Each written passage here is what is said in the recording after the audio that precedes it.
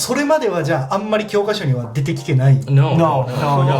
Yeah, that or like just in the textbook, like, you know, significant people from the Meiji era, Soseki. 教科書に出てくる日本人の中では多分トップレベルに有名な人だ。こんにちは、全人類と友達になろうと僕がミスター富士です。そしてあです。疲れてないワレンです。今日のテーマは海外の教科書で人気の日本人について。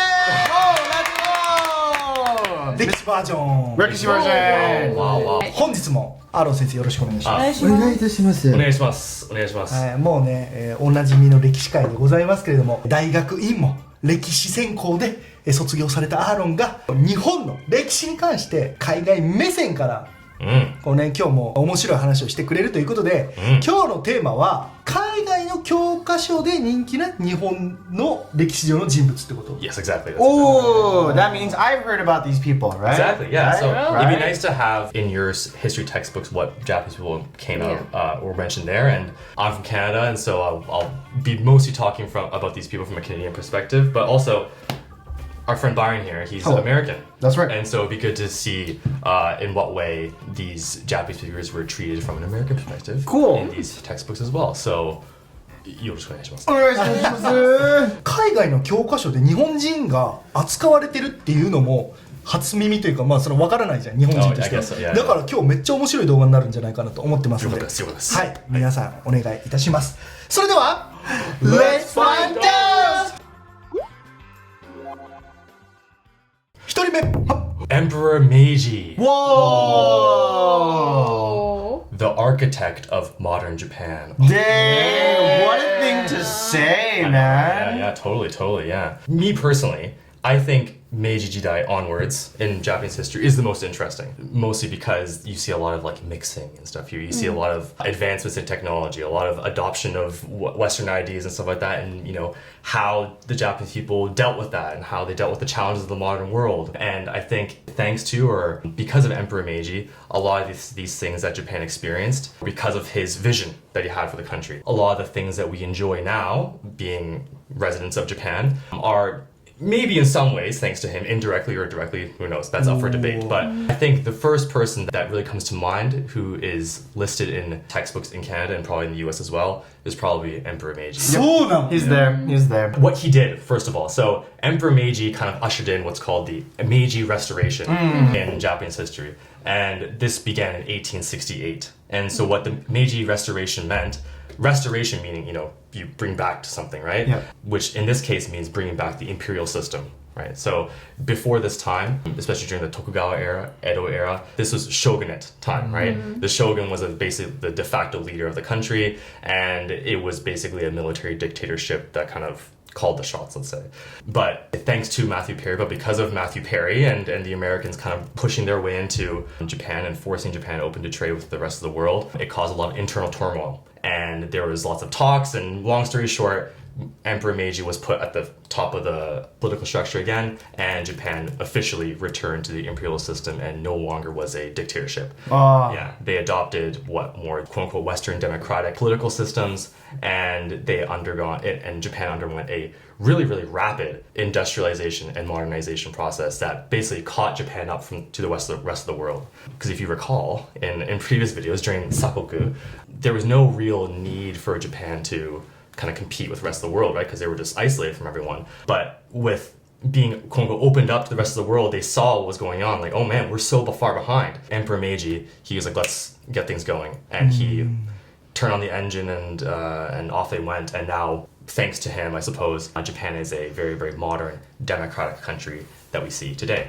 And it's crazy how rapid they just changed themselves from a feudal society to what they are now, right? Yeah, totally. And they caught up in like a blink of an eye. Like everybody was like, ha, you guys are feudal, you guys still have farms. And then Emperor Meiji's like, nope, how you like me now? A few things why Emperor Meiji is kind of the first person that comes up in history textbooks in the West is because before then Japan was irrelevant. Right, no one really, people knew of Japan, right? But they kind of saw Japan as like a backwater, isolated country in the same way that we see countries like North Korea, right? Like North Korea is an isolated country. They don't really like to communicate with any other people. Maybe not to the same degree, but I think attitudes toward Japan before Meiji was kind of like they're just kind of doing their own thing. They're an island. They're kind of isolated. あー They don't really matter, especially to Canada and the U.S. Yeah. 面白いそれまではじゃああんまり教科書には出てきてない No, No. I think like it's any explanation that does come up that's before Meiji, it's to set up Meiji, the discussion about Meiji. Yeah, Right? yeah. It mostly talks very briefly about sakoku and like the training with the Portuguese and the Dutch, and then it just skips to Meiji after Matthew Perry kind of thing. That's kind of where Japanese history starts from in Western textbooks. なる Yeah. ほどね And so, in terms of like relevance, why it's relevant, I think that is a big part of it because it's no one cared about Japan before then. But more specifically, I think why Emperor Meiji as a person is quote unquote significant to Western history or Western audience is because I think the West is obsessed with modernization. Here we are. And I think this kind of comes from like the Enlightenment period, right, where a lot of thinkers at the time thought that humans are capable of so much more and stuff like that, right? And modernization was part of this process. And when the West saw Japan modernizing and industrializing, I think Western viewers thought that Japan is kind of being one of us, right? But almost in a negative way. Right. It's like, they're starting to compete with us, right? And I think especially to an American audience. Yeah. Because they have something called Manifest Destiny. Yes, we do. They have something called the Monroe Doctrine, and they have these ideas that were the foundation of American identity, American, let's say, politics. Let's say basically the idea is that anything within America's sphere of influence, no one else can be there. No one can challenge American influence where American presence is felt, kind of Correct. thing, right? And so I think what Matthew Perry did when he quote unquote opened Japan up was basically an extension of this Monroe Doctrine, this Manifest Destiny. Like America's spanning their influence across the ocean, right? Like, we don't own these lands, but they have our influence. Therefore, we're continuing to expand our boundaries just from the country itself. Right. Yeah. And then so when Meiji came along, they were almost like challenging America's influence in that area, because if there wasn't no Meiji restoration, it was just like Tokugawa or a shogunate system that the U.S. kind of put their influence into, then it would just be like, we won, great kind of thing, right? But I think because of the Meiji Restoration, it was like, oh, this country, Japan, is kind of rising to the point where they could be a challenge for us. And I think that caused a lot of anxieties for Westerners at the time, especially. And I think now in textbooks, it was a moment when a non-Western country, the first non-Western country, really came to be a challenger to the West, especially to the United States, which is gaining speed at the time. Anything that affects like an American's individuality is an enemy. And then since Japan was moving in this way, we didn't want to get left behind. So everybody started learning that Japan was becoming this huge world power, despite how much smaller in land area that they had. They were still able to make such an influence on our country that we learned all about this in school. And one last thing I'll say is like when you talk about Meiji, you inevitably have to talk about themes like imperialism, nationalism, and industrialization. And these three components is what basically defined the 19th century for the West, right? Because during this time, and in parts of the 20th century too, because during this time, European countries were going into Africa, they were going into South America, they were taking pieces of the Caribbean and going all over the place, kind of carving out places for basically resource extraction, right? With the emergence of Emperor Meiji, Japan started to do similar things. They started to develop certain ideas, quote unquote, Western European ideas. And so I think, like I said before, this caused a lot of anxiety for observers at the time.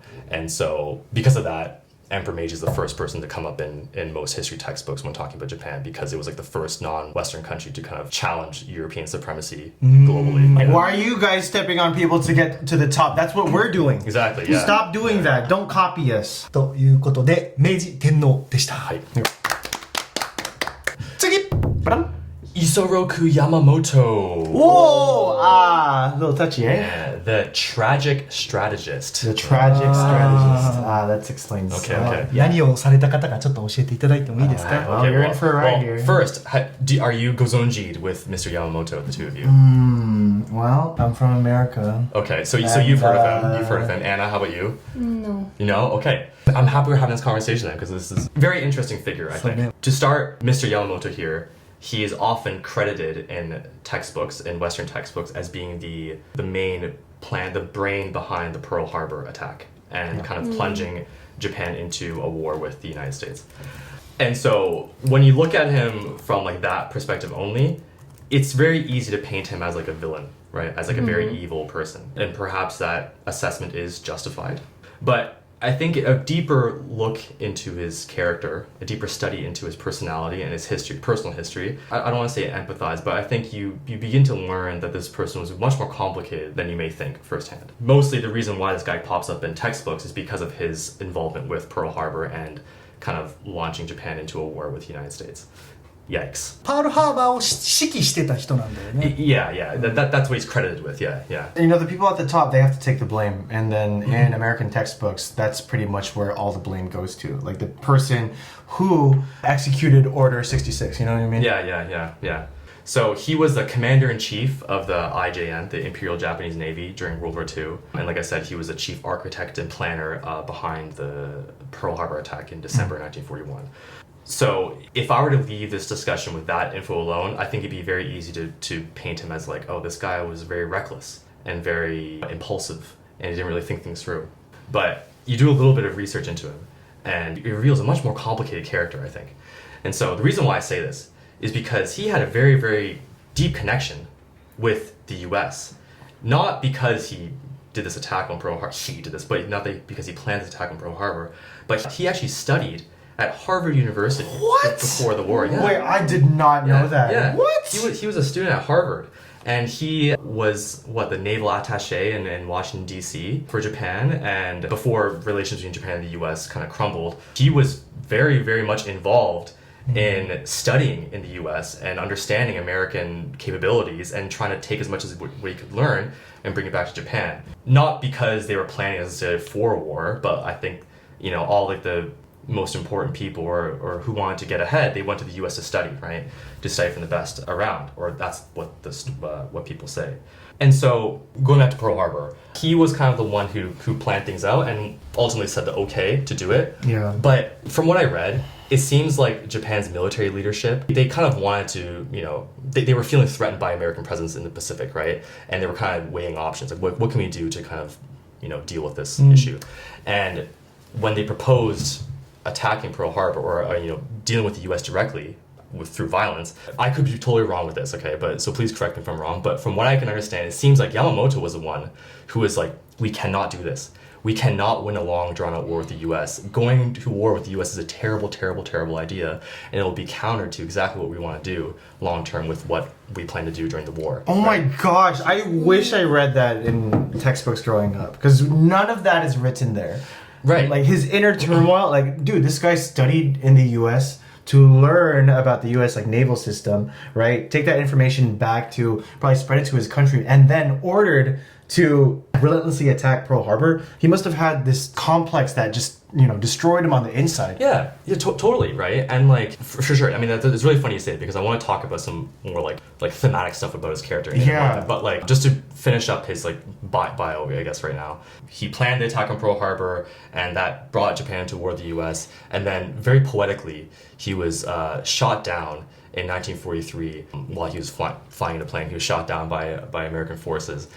Through what was called Operation Vengeance, I believe was the... Oh my gosh! Yeah. Operation Vengeance was this, plan to take down Yamamoto as like a... Maybe symbolically, just to kind of take out the head. But in kind of like, in terms of雰囲気and feel, it kind of feels the same way like how the U.S. went after Bin Laden. They were tracking him down, they shot down his plane, and like they, to the American eyes, it was a victory. Right. さっきさ、アメリカと戦争なんかしたくないって言ったんじゃないかみたいなことを言ってたじゃん。で、僕もその可能性はあったんじゃないかなと思ってて、なんでかっていうと、アメリカがものすごく大きいっていうことは、やっぱりあっちにいると分かるじゃん。だから、その短期決戦じゃないと勝てないと。もう長期決戦すると、でっかい国の方が絶対に勝つから、そういう奇襲に出たんじゃないかみたいなの読んだことあるから、なんかそういう見方もできるなって今聞いてた。Yeah. And so like you're saying, like there's no way you can win a long war, so you had to be decisive and you had to strike first kind of thing, right? Was kind of the thinking at the time. Right. But when you say big country, it's like not even just like the physical size of it, but I think their potential for like industrial potential, I think is what Yamamoto was especially afraid of, right? Because I guess at the time the U.S. wasn't operating on they weren't firing on all cylinders in their industrial capacity, right? But it's when Americans are determined on something, they go all in, right? And that's exactly what happened during World War II. And Yamamoto a very, very tragic person, even though he kind of knew the gamble that would happen with this, with the attack on Pearl Harbor, he followed through with it anyway. But it seems to me that like a lot of the military leadership at the time in Japan, there wasn't good communication between the different organizations within the overall military, right?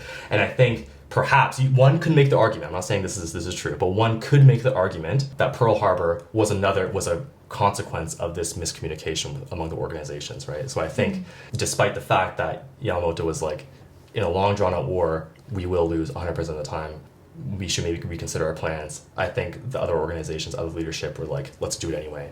And so in some ways, I think that Yamamoto is kind of like, true samurai spirit in some way, right? Because he's like, he will never like disobey his superiors, right? And he will always kind of, fight no matter what type of thing. That's the attitude I have. Yeah. And even though it's like he's fighting a losing battle, and so Kuribayashi was another commander in the Japanese military that fought on Iwo Jima.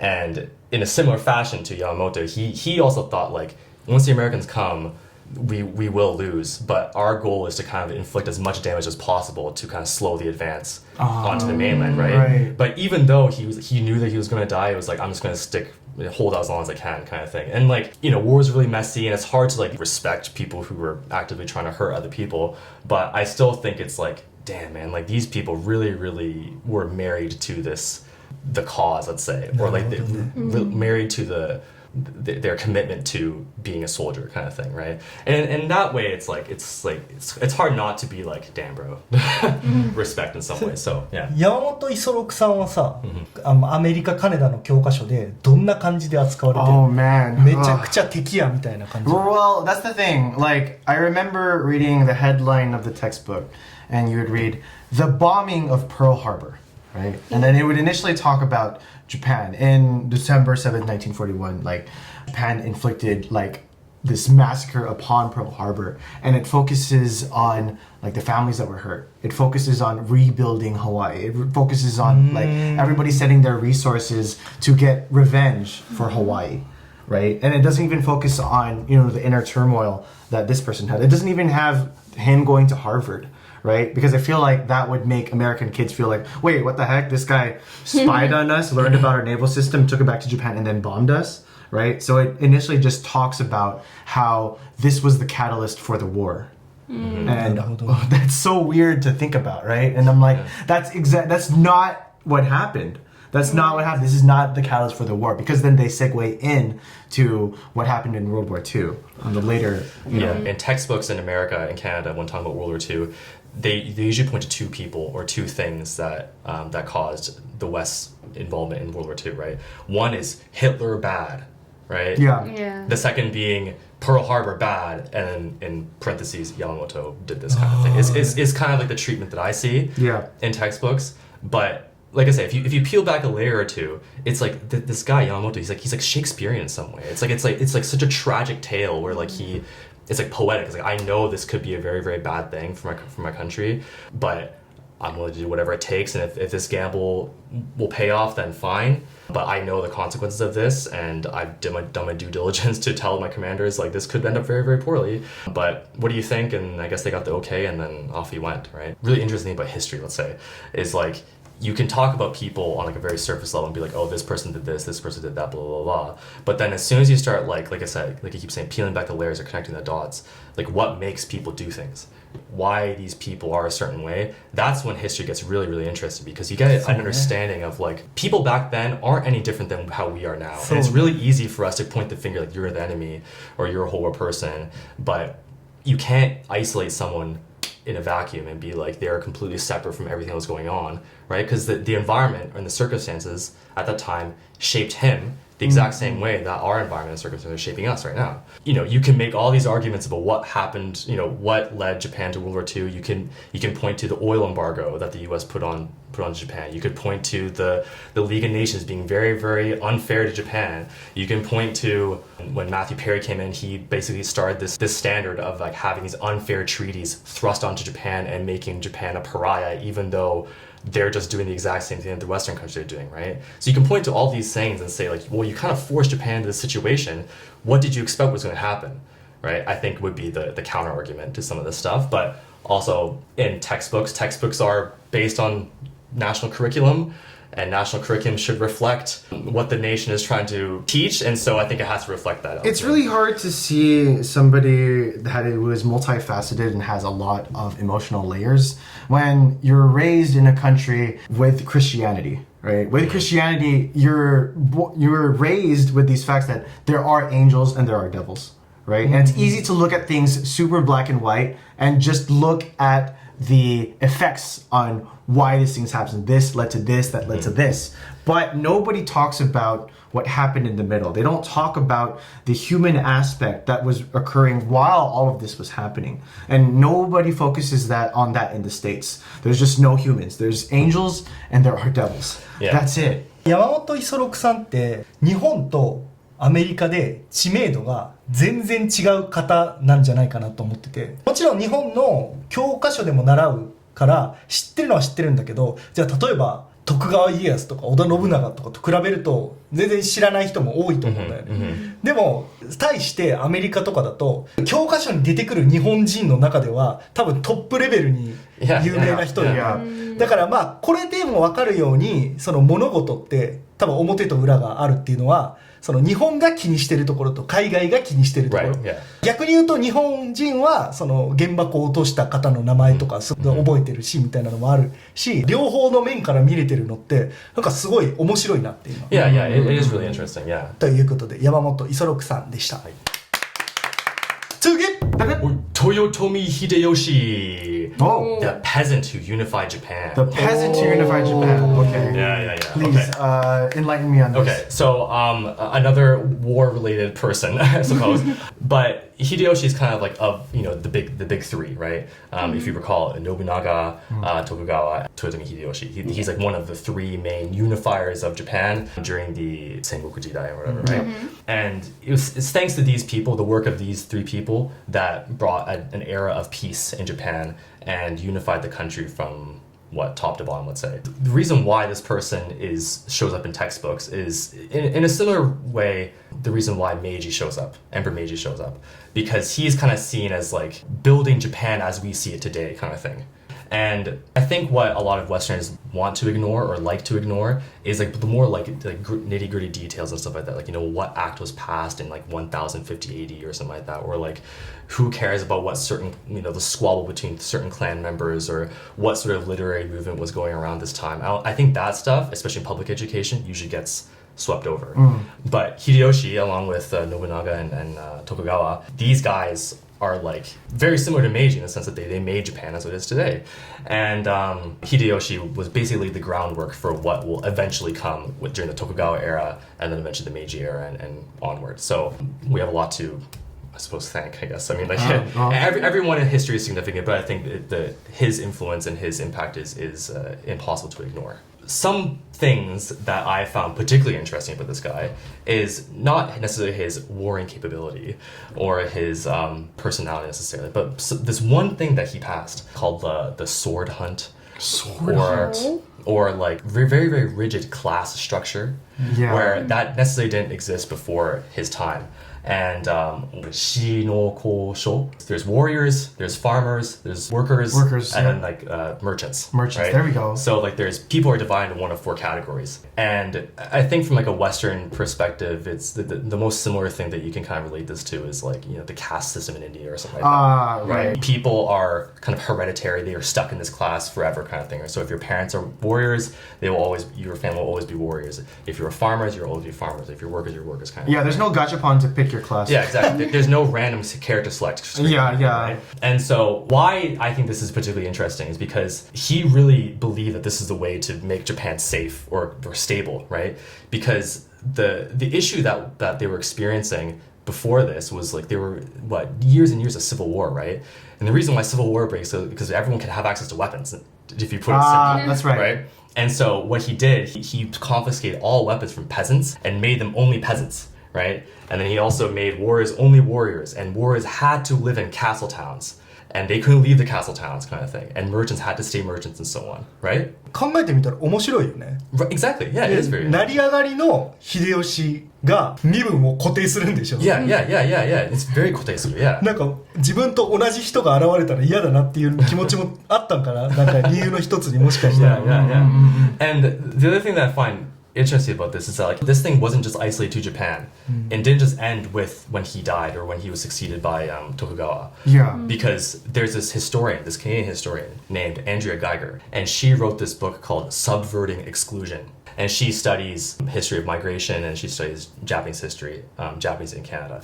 And this book, Subverting Exclusion, kind of challenges the narrative that as soon as Japanese people leave Japan and they arrive in their host country, they immediately assimilate into the integrated society and they kind of shed their Japanese-ness. Right? And so this Shino Kosho, this system persisted into the Tokugawa era. And when the first Japanese people arrived in Canada, they brought with them those same ideas and kind of imported into Japan. What? Yeah. そうなの？ Yeah. That's what this book talks about, right? 知らなかっ Yeah, た。 and so like it's this transnational connection that Japanese people had in Canada with Tokugawa era Japan, and how these things, this what feudal system can still be transplanted into a non-feudal environment. Part of the reason why Hideyoshi kind of pops up in textbooks is one, yeah, he unified Japan. Two, he was brutal when doing it, and he set up a structure where he made Japanese people fit into one of four categories. And I suppose maybe this isn't in public school textbooks, but for me personally, what this guy did in the 16th century affected how Japanese people lived in Canada in the 19th century. 300 years later, in a crazy. totally different Oh my country, God. they still took these ideas and imported into Canada. So Wow. that's, for me personally, I think that's really, really crazy. So, Really interesting, yeah. It's just my idea that why this was in Western textbooks is because it focuses on a class system. Because in the textbook, you look at class systems that happen from all over the world. Like I remember we're learning about the bourgeoisie, right, in school. And so this one, because when you grow up to be a working member of society, you have to understand that there's different class systems that are more privileged than others, right? And you talk about upper middle class, lower class, middle class, etc. And so I think these were ideologies that we wanted to instill in the youth, right? To be aware of this class system setup. And how you can challenge the class system too, right? Right. 'Cause I think in the West especially, it's like if you're assigned a class at birth, like it's your almost duty as an individual to resist that and to resist the system and blah, blah, blah, and to kind of shed yourself of this class affiliation. Yeah. Right? Like if your last name is farmer, right, or hunter, you are not limited to just that class because your name is under it. Hideyoshi's story in history textbooks makes us think about our own situation, about how we are connected to a particular class as well. So yeah, very, very interesting. That was これすごい面白い。勉強になりました。ということで、豊臣秀吉でした。次。おい、Natsume Soseki, Oh! the soul of modern Japan. Soul of modern Japan, the soul Seki, huh? The Soseki, Natsume Soseki. Soul なんか Seki. 歴史上の人物っていう強いイメージがあんまなかった。もちろんみんな知ってる日本人は。でもその海外でも轟かせてるんだねっていう。 Yeah. I mean, like surprisingly, yeah. I remember hearing about this guy well before I even moved back here in the first place. だって文学家のイメージがすごい強いから、 Yeah. 海外でもそんな有名なんだってびっくりしてる。 Sure, I know that name before coming to Japan as well. Exactly. Yeah. It's even in Romania, America, Canada too. I think this guy is a big deal for sure. Who is this guy? Okay, so he was a leading novelist during the Meiji era, and he kind of set the tone for what Meiji literary culture was going to be, right? And I think his writings, his books, really reflected kind of like the internal turmoil, the struggle that was going on in the psychology of Japanese people during the time, right? So, like I mentioned earlier, thanks to Emperor Meiji, there's a lot of westernization or industrialization and modernization that was coming along, that came during that era, while also holding on to some more traditional elements of Japanese society, right? Yeah. And ultimately, there will be some sort of conflict that happens between the two of them, right? But what did that actually look like? What Soseki did, why this person is significant and important to our understanding of modern Japan, is because how we understand modern Japan Meiji onwards is in large thanks to this guy, right? Soseki, because of his writings. I think that's enough said there. I mean, this guy was a giant, right? He's a literary titan. Yeah, literary titan. So I'm sure in Romania as well, and in Canada, US, we learn about people like Charles Dickens, right? Dickens Festival. Yeah, nice. We learn about Dostoevsky. We learn about James Joyce. We learn about Albert Camus. I mean, like that's a later person, but like we learn about people, writers from around the world, right, to get an understanding of how Western ideas or whatever transformed over time, right? But there isn't a whole lot of emphasis placed on Japanese thinking. Right? Japanese economy, Japanese politics, Japanese military stuff. Yeah, there's a lot of writing done on that. But in terms of like the Japanese mind, like how did Japanese people think at the time? I think the first source that a lot of Westerns go to is Soseki. Yeah. 面白い。それは漱石が書いた書籍とかが英語に翻訳されて、Yeah. それを読んだアメリカ人とかカナダ人の人がすごいこの考え日本人っぽいって受けるってことイメージを。Yeah, that or like just in the textbook, like, you know, significant people from the Meiji era, Soseki, you know, and like Soseki had these ideas about the Meiji era and how Japan was transforming, blah, blah, blah. And so I think if we read more about read his stuff and his ideas, then it's like, oh, well, this is the type of thing that was going on at the time.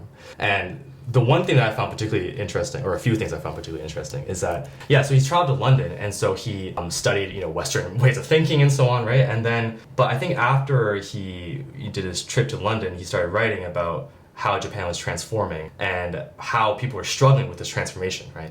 And so, like we talked about on the channel so many times, like Western ideas is often intertwined with individualism, right? The individual character and how important that is and how that's prioritized above all.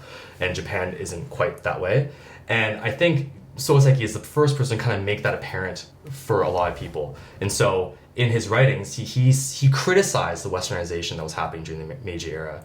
And he was saying that the more we import all this stuff into Japan, the worse the Japanese spirit gets. Right? What makes a Japanese person gets like hollowed out over time. And so the Japanese person, their soul, their spirit, like bits of them get carved away because the more it gets filled up with Western stuff. What direction do we take?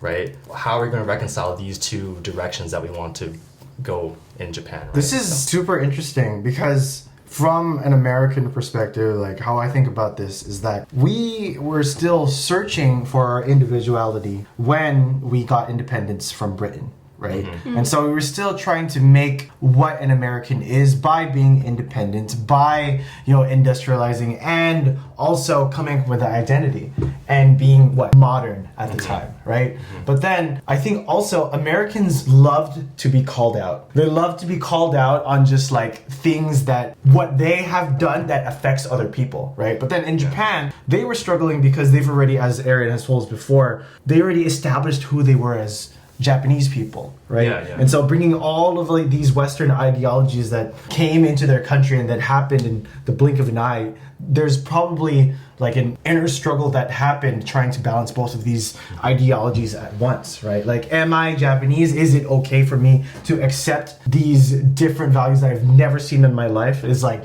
can I think about the future? So from my perspective, it seems very confusing to be able to balance those two things as someone who's already established as a person, right? Yeah, totally. アメリカとかは自分がどれだけ独立した人間かみたいなのをやっぱ描くよね、文学としても。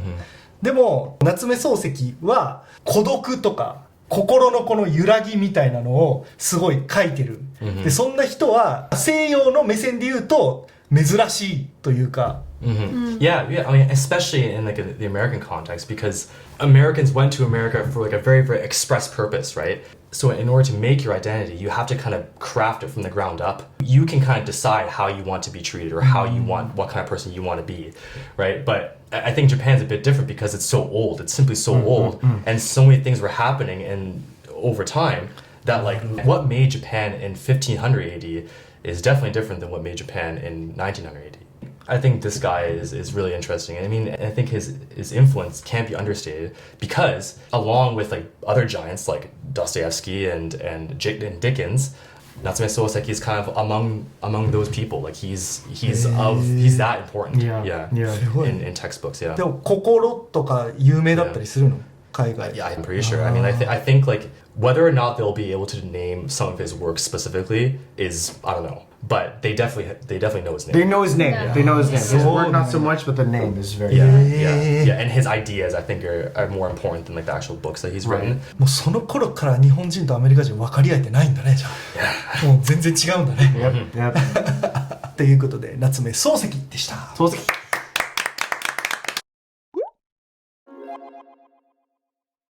いうことで今日は海外の教科書で有名な日本人について話してもらいました。お疲れ様。ありがとうございました。お疲れ様でした。アーロン博士。いやー面白い。Thank you, thank you, thank you. Man. It was good. It was fun doing the research for this and Thank reading you. about them, and I had a blast discussing these ideas with you all. So thank you very much for participating. やっぱ歴史ってさ、新しい事実はあんまり出てこないからアップデートされないじゃん。だから日本人からしたら日本の歴史はもうこれに違いないってこう考えが決まってるような気がするんだけど、やっぱこういう全然違う目線からポッと見た時に、あ、そっちの目線もあるんだ。あ、歴史ってなんか柔軟フレキシブルなんだなっていうのを今日すごい思ったという。Right. Yeah, and I think that's what historians, that's their job, right? Is to bring different perspectives to the same topic, right? And you know, there's a few problems, let's say, with how people approach history. I think from like a practical standpoint, there's just not enough time in history classes. One, governments don't give enough time for history classes, period. First of all. That's right. Second, of the time they do have, they want to focus on like the big stuff, the wars, the kings, and all these people, right? And that will give you some idea of what was going on. But I think in doing so, you also miss how regular people were feeling at the time. And in before people say these people are very big, important people, and we're not really talking, like what they experience and their personalities aren't reflective of what the average person is feeling. I get that. But my point is that this way of thinking about people, I think, isn't done in history classes around the world. I think if you want to get a real understanding of, like you were saying, how valuable it is to have different perspectives to the same problem, it's really, really important to look at the person as a person. Yeah. People as people, right? And look at them in context, in historical context, and see it through different lenses and what methodologies you will use to look at a particular problem, because that will totally change how you feel about history and how you understand history. And you will realize that there aren't necessarily right and wrong answers, like what once was thought of history at the time. Yeah. 皆さんいかがでしたでしょうか。もし間違ってることがあったらコメント欄までお願いします。それも含めて僕らのチャンネルということで、はい。他に僕らに話してほしいトピックがあればコメント欄までよろしくお願いします。メンバーシップもよろしくね。それでは次の動画でまたお会いしましょう。バイバイ。